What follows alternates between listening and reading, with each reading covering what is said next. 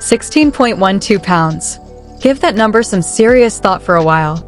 Because that would sound like a typical off-season fitness objective to a casual fan, something you'd see on a post about a New Year's resolve or a weight loss advertisement. Music, however, for a professional athlete who has already reached the pinnacle of human physical fitness, a player whose body has undergone 6 years of intense competition, stress testing, optimization, and weaponization. Music 16.5 pounds is not a dietary change. It's not a shift in lifestyle. It's not a recommendation from a trainer. It's a whole biological recreation. Music Sophie Cunningham didn't make any physical changes during the off-season.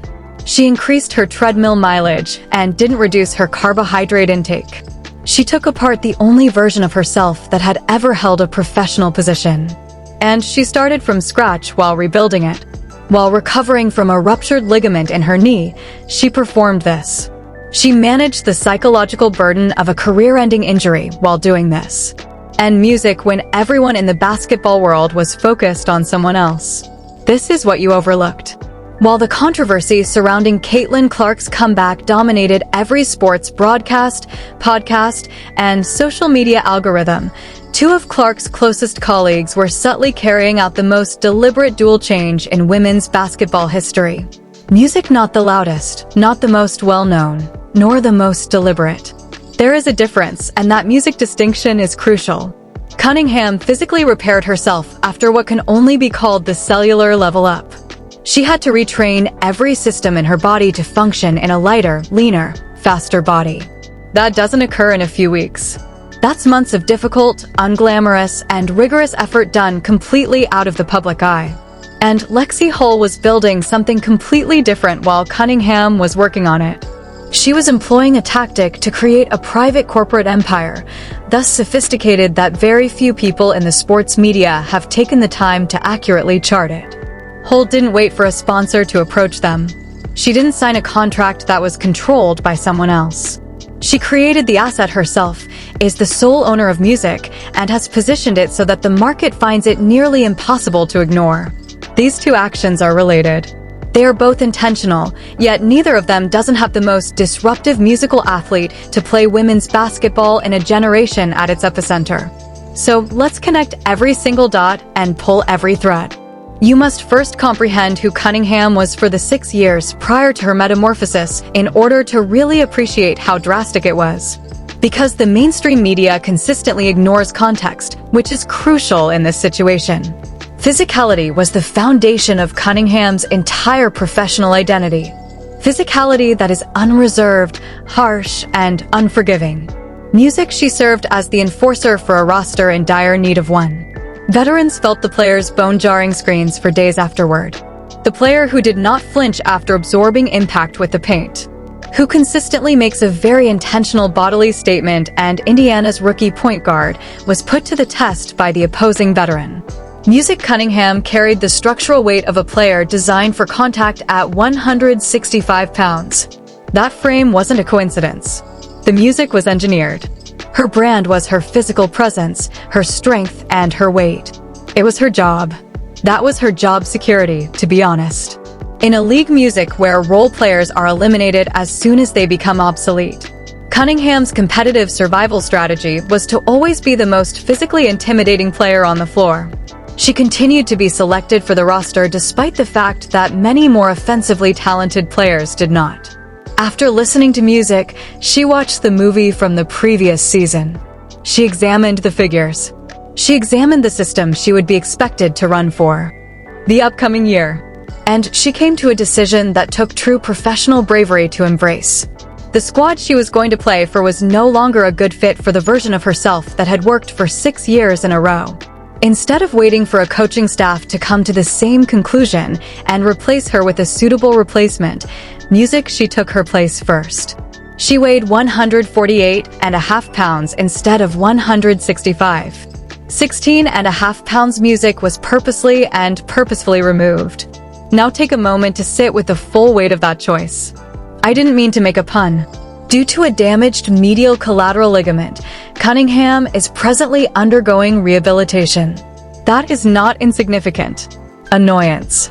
It is a structural knee ailment that needs months of meticulous, deliberate therapy. Every exercise she performs in the gym must be evaluated in relation to the safe range of motion for her recovering joint. There is very little room for error. She also made the decision to completely change her body composition within that already harsh healing window. Here, the biomechanics are not forgiving, and it is important to comprehend them well. This is the point at which Cunningham's choice demonstrates how methodically she tackled this issue. The moment a defensive rebound is seized, wing players in Caitlin Clark's offensive scheme must erupt in transition. Not a second later, not after they've read the play and determined it's worthwhile. The music is immediate. The full-court outlet passes made by Clark have been true to history. The kind of passes that cause scouts to pause and replay the tape. However, the window within which they can be received is measured in fractions of a second. You must outplay your opponent on the floor. That obligation cannot be negotiated. Think about the physics now. The tension increases dramatically with each extra pound of body mass, positioned during a fast deceleration on a healing knee joint. In almost every possession in Clark's system, a player must stop, plant, and redirect after running a transition lane at full speed. The recovering joint absorbs the entire force of that movement. A player's weight increases their force, increases their danger of injury, and slows their total movement speed. After examining that formula, Cunningham made the only a player who wished to live and prosper in this system could make this call. Without compromising the core strength she still needs to compete in music physically when the game demands it, she stripped down to the leanest, most aerodynamic frame her body could support.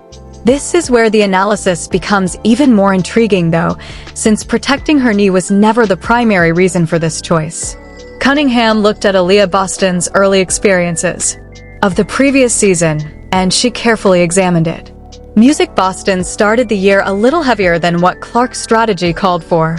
Not drastically, not in a way that would have caused concern in any conventional scouting report, just a little off. She was still using the physical settings of the slower, more deliberate half-court heavy game that she had mastered prior to Clark's arrival and complete rewiring. As a result, Music had a terrible first month that no one who followed it attentively will ever forget.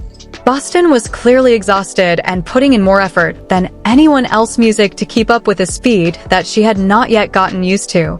She was having trouble hitting her spots before the defense could recover, reading Clark's passes early enough, and doing the things that had previously made her one of the league's most productive forwards. Music, the issue wasn't one of skill. Boston has never struggled with talent. It was an issue with calibrating. Inside an entirely different machine, her body was still using the operating system from the previous year. Before Boston began to realize her true potential inside the new system, she had to endure weeks of grueling in-season physical adjustment. Weeks of games in which Indiana's effectiveness was lacking the table since one of their top players was trying to catch up on her own conditioning. Cunningham made a choice after observing every minute of the procedure. She was determined not to waste any more time on the same learning curve. Not one. She was already transformed, running, and functioning as a catch-and-shoot weapon when she arrived at training camp. A participant who last season, she made 43 of her three-point shots. Currently, she can make those shots more quickly than at any other time in her professional career. Music Cunningham plans to be waiting in the corner when Clark releases a transition outlet. Music waiting, not coming, not running to catch up. In competitive terms, that is what 16.5 pounds really implies. Let's move on to Lexi Hull now, as what she is creating merits far more attention than it has gotten. Additionally, it's one of the league's most tactically complex storylines at the moment because of how it relates to everything going on around Caitlin Clark. Hull is introducing 4A, a direct-to-consumer cosmetics brand designed for elite athletes. When you read that description, it seems like just another athlete's side enterprise, another celebrity endorsing a product line, or another endorsement disguised as entrepreneurship. Beneath that exterior lies one of the most clever business structures in WNBA role players' history. This is the fundamental feature that sets it apart from every other athletic brand you have seen. Customer acquisition is the single most costly expense in any direct-to-consumer firm. Getting a complete stranger to stop scrolling, take notice of your goods, be sufficiently intrigued to click, and ultimately become a paying customer client. It is an expensive process. Much of it. To attract a potential buyer to glance at their goods for 3 seconds, most firms spend millions of dollars on digital advertising, music. The conversion rates are extremely high. Music, there is intense rivalry, and most direct-to-consumer firms that debut with substantial fanfare never makes a sustainable profit, since attracting clients is always more expensive than the money they bring in. That issue does not exist in Hull. The audience is already there. Millions of people watch Lexi Hull and Caitlin Clark every time they take the court. Millions, not thousands. Every interview after the game, every tunnel walk before the game, every social media post featuring Indiana Fever players' music has a high engagement reach, is organic, and would likely be unsuccessful even if a traditional company spent millions of dollars to recreate it music. Hull is turning her close proximity to the most watched player in women's sports into a fully owned music private commercial asset. There was no business sponsor seated above her. No intermediary taking a cut from music. No approval procedure overseen by a different legal team. The asset belongs to her. She is in charge of the brand. She directly receives the money. Music. This phenomenon has been dubbed the Clark Halo effect by analysts. Functioning with the highest degree of sophistication and intent, Clark attracts attention in the manner. Gravity continuously creates pull, which ultimately produces music with no effort. Everywhere she goes, the spotlight follows her. Music. The athletes in her immediate vicinity, who genuinely comprehend the financial implications of that closeness, are not waiting for the league to adequately recompense them for the value they create. They are creating separate revenue streams with the intention of directly capturing the overflow, and they are currently constructing them. Hull is not riding Clark's coattails, even though the focus is at its highest. She's working on something far more intriguing. She saw that she had access to the most potent organic marketing engine in women's sports, found a structural market gap in music athlete-specific cosmetics for high-performance women, and created a company intended to simultaneously take advantage of both of those realities. Music. It's not a side project. Most professional athletes with much bigger platforms have never considered making such a calculated move. This is the layer that might undermine everything that Cunningham and Hull are constructing, and it is the factor that merits far more careful consideration than it currently receives. Music. The Indiana. This offseason, Stephanie White was appointed head coach of the Fever. White is a seasoned coach with a long history in the league. Additionally, the hiring appears to be a stabilizing step for a team that experienced severe growth difficulties in the previous season. However, those who closely examine this roster consistently raise this legitimate worry, which is not a minor one. White has close relationships with the league's seasoned veterans. She may use a typical rotation based on seniority rather than efficiency data, which is a concern based on actual evidence from last season's veteran-heavy coaching decisions. Slower tempo, more dispersed touches, a system designed to maintain political comfort in the locker room rather than to fully realize the potential of this particular group. That strategy seems like seasoned, well-rounded team management on paper.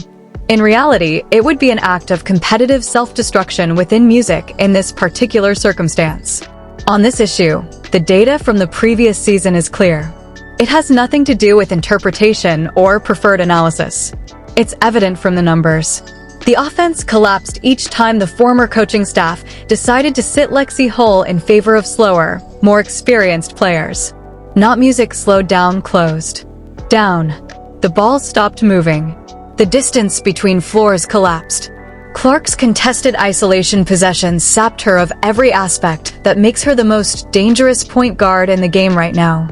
Every time the rotation choice was made, the team changed fundamentally and became a far worse basketball team. Additionally, the system came back to life like a flick of a switch when Hull, Clark, and Cunningham joined the starting five. Lanes for passing were reopened. The transition game returned to its original speed. With a historically accurate playmaker threading passes through every gap, music, the mathematical nightmare of defending three legitimate floor spacers at once came back to life. There is no question about the movie on this. Hull, Clark, and Cunningham music make up the roster that consistently, significantly, and measurably creates the best version of this team. Since it is the most crucial factor going into the season, Stephanie White's decision to follow that data or rely on veteran roster politics will affect every other plot, every personal development, and every business decision. It all contributes to that one query as it is created in the orbit of this roster. Because all of the adaptation is meaningless if the coaching choice is incorrect. The WNBA is currently in disarray, and talent has nothing to do with the division. Music on one side of that divide are the players who honestly examined and comprehended the needs of the Clark economy and made the unglamorous, difficult, and frequently painful decision to rebuild themselves. To fulfill it, a 6-year professional identity was taken away by Cunningham. When less flexible players were let go, the physicality that had defined her, shielded her, and kept her employed reappeared as a transition weapon calibrated for the league's fastest offensive strategies. She performed it on a ripped ligament. She did it on her own initiative. She completed the task before anyone else in the pressure would have been felt in her situation. Most athletes of her caliber would view Hull's defensive job as invisible and unappreciated. She developed into the player who puts in the effort that is not shown in box scores. The labor that most athletes with scoring potential would refuse to accept, the work that doesn't provide individual highlights. Then, instead of resenting the role's exposure, she transformed that visibility into the cornerstone of a personal business empire worth more than any single endorsement agreement the league could have paid her, despite the fact that it is restricted, unglamorous, and entirely overshadowed by the player she defends the ball for. These players weren't lucky. They are not players who, without knowing why or how, profited by being in the right place at the right moment. These experts witnessed the course of months before it became apparent, months before the mainstream media caught up. They were able to see their sport clearly before it completely arrived, recognize exactly where that trajectory was heading, music, and do the hard, unglamorous, unsexy work of establishing themselves directly inside it. The players who are still battling the new reality are on the opposite side of that line. Players are requesting that the system accommodate their established roles and preferences. Instead of considering what the efficiency data indicates about their true contribution to winning, players anticipate playing music time based on seniority. Players who developed their professional identities within a now-defunct version of this league music are unwilling, whether intentionally or unintentionally, to acknowledge that the world has changed forever. The players in question will be phased out. Not because they're not skilled. Music, the problem is not skill. Without adaptation, skill is not neutral in a league that is changing at this rate. It's a liability already. And teams that are aware of this fact are already making decisions in line with it. Cunningham places his wager. Music, there's no more wait. The time for her knee rehabilitation is running out, and the frame has been rebuilt. Toward a season that will either reveal the boundaries of what music any one player can physically recreate in a single window or vindicate every agonizing calculated choice she took this off-season. Every game Clark plays, every eyeball the Fever draws, and every organic piece of content that exposes the Indiana roster to a new audience that Hull is now positioned to convert are all contributing factors to the real-time growth of Hull's business. Additionally, somewhere within that, the most important choice that no one is vociferously discussing in the locker room is the soft approach of music. The answer is on the horizon, regardless of whether the new head coach relied on the data produced by her own roster the previous season or if she fell back on the cozy politics of experienced respect. As soon as the rotation is announced, it will arrive. As soon as the pace data from the first few games begins, it will be verified. Populating music, and it will define the full extent of what this franchise is truly capable of becoming, surpassing any particular makeover or business move. The musicians who completed the work are prepared for music. Whether the coaching will meet them, there is the question. Because if it doesn't, if politics overrides the evidence, music, if the league's most effective lineup gets broken up in favor of seniority, the most intriguing twin transition in contemporary women's basketball will have been flawlessly carried out within a system that refused to allow it to fully develop. Music, and that would be the real story. Not the brand launch, not the weight loss. The tale of a franchise that managed to get in its own way despite having everything in place. That answer is coming. Music, be sure to pay attention while it shows up.